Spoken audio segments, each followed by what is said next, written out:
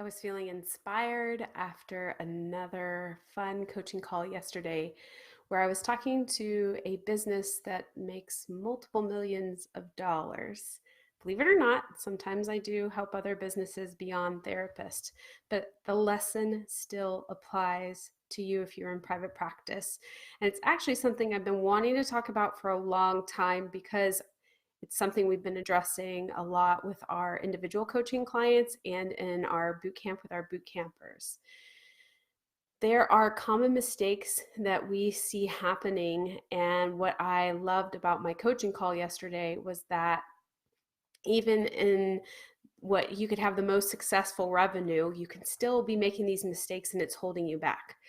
And there's three of them that come to mind. And one of them I really want to focus on today, but lack of planning for scale. So if you are solo in private practice right now, everything that you set up, start thinking about, could somebody else come in and do this too? Could I have two clinicians be doing the same work? Is it really clear? Is it really laid out? Is the process of communication, the tools that I'm using, would a team be able to just kind of come on in and continue to run with the plans that I've made? I think sometimes that we think that we're just going to stay small, and then it comes time to grow and you have to revamp a lot of processes, tools, and think through new things. When if you start from the beginning, start thinking about how could this grow eventually, am I laying a foundation for that? You'll be much more set for success. So when I was doing the coaching call yesterday, how this manifested for this business owner is they had kept the team that was doing a lot of the marketing very insular. They hadn't thought about doing their team structure in a different way so that you were maximizing the job positions that you had. So some of the communication was it wasn't functioning well because the processes were really clunky. Nobody knew who was leading who. There was no plan in place for like leadership and who was responsible to answer to who and those kinds of things. So there was just a lack of the plan. It was sort of like, hey, we're making more money. Let's just go with it and we'll figure it out later. And so now they've hit kind of like a wall where they can't grow anymore until they kind of clean up. And I see this happen with group practice owners. It's sort of, hey, the phone's ringing. I'm going to hire a clinician. The phone's still ringing. I'm going to hire a clinician. We'll work out the details later. Instead of really understanding all the implications for that kind of growth and how you want to pace your growth so that you can handle it and do it well. The other thing is that people tend to hire based on the person they want to hire. That's my dog. Isn't my dog amazing? Based on the person they want to hire instead of creating the position for the business. So I see this time and time again with a group practice owner. They have a friend, a colleague, someone comes to them, asks to work with them, and they think, okay, that's awesome. I'll hire you, instead of thinking about what their business really needs. So one of the things we talk about in boot camp is there is a kind of growth plan. So for some of my group practice owners, they start out with an assistant. It frees up the time of the leader, the owner of the practice, so that they can train and lead their staff. Other people, they have their systems in place that they don't really need an assistant right away, so they hire the staff first. But you have to think through in terms of your resources what you need to hire first so that you can grow with more ease. And then when you start hiring, you have to do the same thing that we recommend that you do when you're marketing your practice. You want to find the ideal client, right? So you think about who they are, what they're struggling with, what solution you provide, and the transformation they experience. Well, how would you apply that if you were hiring? Think about your group practice. You're going to walk into it. Who's showing up there? Who are the clients there? Who are the clinicians that are serving those clients? What are their personalities? What are their skills? When are they there? Are they there in the mornings? Are they there in the evenings? What's their experience? What kind of supervision happens? What does it feel like to be with this team? Then you can start to think of how big do you really want this to grow? And then you can start to identify the key players on your team. For some of you, your group practice is going to be highly niched. So for example, a group practice that only works with couples, every therapist in there is couples trained. Others may be more broad, where you work with any kind of family, the individual, the child, the parent. You have therapists that can address all of those.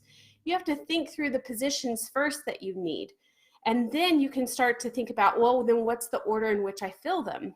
Oftentimes it's what's the lowest hanging fruit. So for example, if you are already getting a lot of calls, I have a clinician right now who's getting a lot of calls for teens. They don't see teens. And so we're recognizing that that's going to be the first part to fill is a teen therapist. And then I have them go through and really think through the psychographic profile of who this person is that they're going to be working with. And then from there, you create the job description. And then you create the financial plan and really understand what you're going to pay them. And this comes into the other aspect of valuing your team member. You value them by laying this foundation, by setting them up for success, by making it easy to come into your business and do the work that they're meant to do. And you also value them through good, solid pay. One of the things that we want to change, that Miranda and I are both passionate about, is the way we treat our staff. We don't need to perpetuate the idea that you have to suffer and that you have to pay your dues before you get paid well, whether you're pre-licensed, newly licensed, or new to private practice. Does not matter. You need to value your team member. However, you also still have to keep the doors open. So you need a financial plan that figures out how you value the team member financially and how you still stay profitable. Then from there, then you put an application and interview process in place.